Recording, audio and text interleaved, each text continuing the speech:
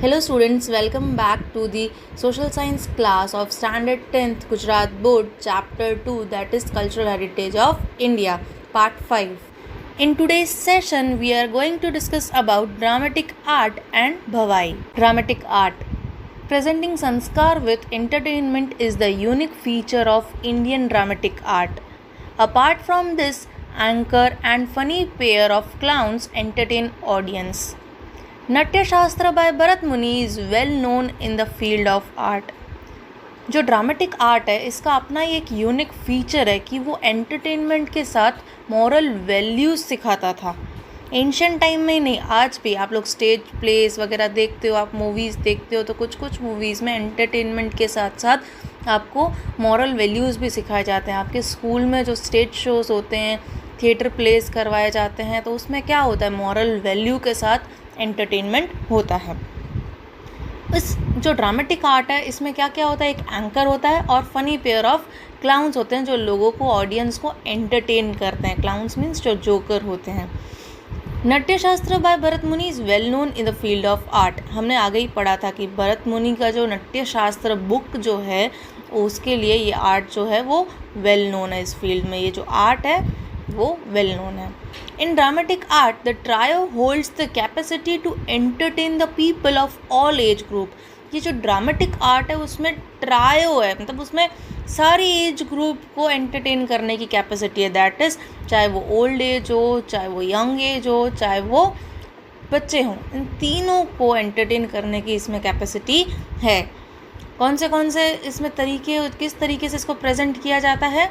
Writing of drama, पहले drama को लिखा जाता है, देन परफॉर्मेंस ऑफ ड्रामा, फिर ड्रामा को परफॉर्म किया जाता है, देन ऑडियो विजुअल एड्स को यूज़ किया जाता है इसको परफॉर्म करते समय.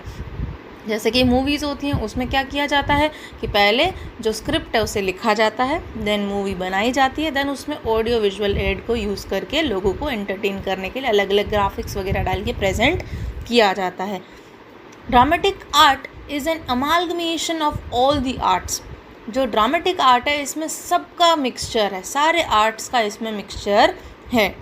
Describing it Bharat Muni says, इसको डिस्क्राइब, ड्रामेटिक आर्ट को डिस्क्राइब करते हुए भरत मुनि ने क्या बोला है. There is no book, there is no sculpture, there is no knowledge, there is no deed which is lacking in dramatic art. कि ड्रामेटिक में आर्ट में ऐसा कुछ भी लैकिंग नहीं है. उसमें बुक्स भी लिखी जाती हैं, तो उसमें स्कल्पचर्स भी हैं, मतलब स्टैच्यूज़ भी हैं, उसमें नॉलेज भी है, और उसमें कोई भी ऐसा कर्म नहीं है जो उसमें किया नहीं गया हो. इसमें कोई ऐसा डीड नहीं है जो उसमें शामिल ना हो. The first drama of Bharat मुनि वॉज देवासुर संग्राम. जो भरत मुनि का जो पहला ड्रामा था दैट वॉज देवासुर संग्राम. In Sanskrit literature, we have various well-renowned dramatists. जो संस्कृत लिटरेचर है उसमें बहुत सारे जाने माने ड्रामेटिस्ट हैं. Bas is the poet of poets among them. जो पोएट बास है वो कवियों के भी कवि माने गए हैं. He has bequeathed मतलब उनसे हमें विरासत में मिले हैं जो ड्रामास बेस्ड ऑन महाभारत पे बेस्ड होते थे. कौन से हैं वो. कर्णबार, उर्बंगा, दुत्वाक्यम. Whereas Kalidas the foremost poet gifted us place. जो कालिदास हैं वो भी बहुत जाने माने पोएट हैं, उन्होंने हमें ये प्लेस गिफ्ट में दिए. वो कौन से प्लेस हैं. Apart from about many dramatist came and enrich the dramatic art of Sanskrit literature. इन सभी के अलावा और भी बहुत सारे ऐसे ड्रामेटिस्ट थे जिन्होंने संस्कृत लिटरेचर में ड्रामेटिक आर्ट को और भी आगे डेवलप किया. Now let us learn about dramatic art of Gujarat. As we live in Gujarat, it is very much important to learn about dramatic art of Gujarat. The name of Jai Shankar Sundari is foremost in the dramatic art of Gujarati. जो गुजराती का dramatic art है उसमें जो सबसे पहला नाम अगर किसी का आता है तो दैट इज़ जय शंकर सुंदरी. ऐसा आप इस इमेज में देख सकते हैं इनको. Some other remarkable playwright of Gujarati.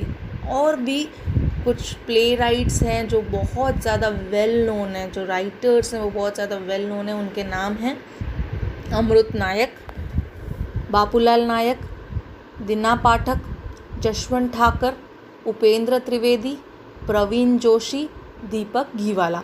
ये सारे जो राइटर्स हैं, ये प्ले राइटर्स हैं जो कि वेल नोन है गुजराती ड्रामा लिखने में। There is a greater contribution of regional and other drama institution in this field. The regional people and other drama institutions of that field have greatly contributed in this field. Now let us learn about भवाई। भवाई जो है वो गुजरात का ancient लोक नाटक है। जब stage place नहीं हुआ करते थे, जब थिएटर नहीं हुआ करते थे, जब एंटरटेनमेंट का कोई सोर्स नहीं हुआ करता था, उस टाइम पे गुजरात में भवाई की जाती थी, जो एक स्टेज शो की तरह ही होता था। बट उस समय ज़्यादा रिसोर्सेज नहीं होते थे, तो उसके लिए ये लोग विदाउट कर्टन्स वगैरह ही रोल प्ले किया करते थे। उस समय लेडीज़ को स्टेज पे आना अलाउड नहीं होता था, इसलिए जो मेल है वही गॉड गॉडेस ऐसे सारे कैरेक्टर्स जो हैं वो मेल ही परफॉर्म किया करते थे और ज़्यादा इंस्ट्रूमेंट्स इसमें यूज़ नहीं करते थे। Script writers have said that Bhavai is emotion oriented drama. Script writers ने ऐसा कहा है कि जो भवाई है वो इमोशन ओरिएंटेड ड्रामा है, इसमें बहुत ज़्यादा इमोशंस है, हंसना भी है तो रोना भी है, आपको देखते देखते हंसी भी आएगी और आपको उसके जो वैल्यूज़ वो बताते हैं उससे आपको रोना भी आएगा। जो सोसाइटी के इविल्स हैं उसके बारे में आपको समझाते हैं तो उसमें आपको रोना भी आएगा। It is special dramatic art that started 700 years ago by असई Thakur. ये एक स्पेशल ड्रामेटिक आर्ट है, ये 700 ईयर्स पहले स्टार्ट हुआ था और इस भवाई को किसने स्टार्ट किया था? असई ठाकर ने। This art, which has been providing public education along with entertainment at the economical rate promoted during Solanki era। ये जो आर्ट है ये भी पब्लिक एजुकेशन देना, मतलब लोगों को एंटरटेन तो करना बट उसके साथ उनको एजुकेट करना, तो ये उसका मेन मोटिव होता था कि लोगों तक एंटरटेनमेंट भी पहुंचाना लेकिन एजुकेशन। बिकॉज उस वक्त ना न्यूज़पेपर्स हुआ करते थे ना टेलीविजन्स हुआ करते थे जिसमें न्यूज़ दिखाई जाए, तो लोगों में अवेयरनेस फैलाने का ये एक तरीका होता था।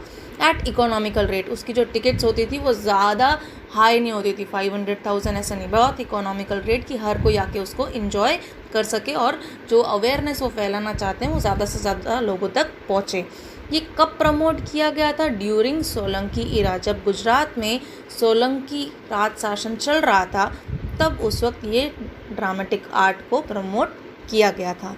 इट वॉज चीफली परफॉर्म्ड, कैसे परफॉर्म किया जाता था? विदाउट कर्टन्स, कर्टन्स के बिना ही इसे परफॉर्म किया जाता था। विथ लाइट ह्यूमर, मतलब इन अ कॉमिक वे इसे प्रेजेंट किया जाता था। With the music playing on trumpet, trumpet को यूज़ करके बैकग्राउंड म्यूज़िक दिया जाता था इसमें, तो ट्रम्पेट को यूज़ किया जाता था। Characters discussed in the form of below given are the main features of Bhavai. तो भवाई के जो मेन फीचर्स हैं उसमें कौन से कैरेक्टर्स को डिस्कस किया जाता था? That is Ramdev, Jhanda Jhulan and Kajoda. Theme of Bhavai includes protest against social vices. जो सोशल इविल्स हैं, जो कि सोसाइटी में कुछ गलत हो रहा है, तो लोगों में, क्योंकि ये प्रोग्राम का मेन पर्पस क्या था? लोगों को एंटरटेन करना बट उसके साथ उनमें अवेयरनेस लाना, उनको एजुकेट करना।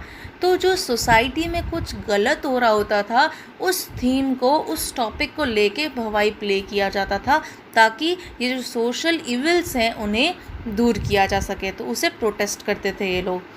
The characters like रंगला रंगली are used to promote the program।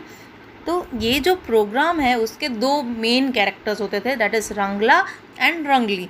तो उसे रंगला और रंगली वो इंट्रोड्यूस करते थे, बाकी पूरा थीम प्ले करते थे, लेकिन वो जो मेन कैरेक्टर जो लोगों को इंट्रोड्यूस करते थे वो दो मेन कैरेक्टर्स होते थे, दैट इज़ रंगला एंड रंगली। इसमें किस तरीके के प्रोग्राम को प्रमोट किया जाता था? तो girls education and save the girl child, इस तरीके के प्रोग्राम्स को इसमें इंट्रोड्यूस किया जाता था, उसको प्रमोट किया जाता था। दोज हु परफॉर्म दिस भवाई, जो लोग ये भवाई परफॉर्म किया करते थे वो लोग ट्रम्पेट बजाया करते थे और जो गॉडेसेस हैं उनको प्रे किया करते थे, उनके हाइम्स को रिसाइट करते हुए, उनके श्लोक्स गाते हुए उन्हें प्रे किया करते थे। So students, I hope the concept was descriptive enough and you all understood it properly. Stay tuned, stay healthy. Thank you.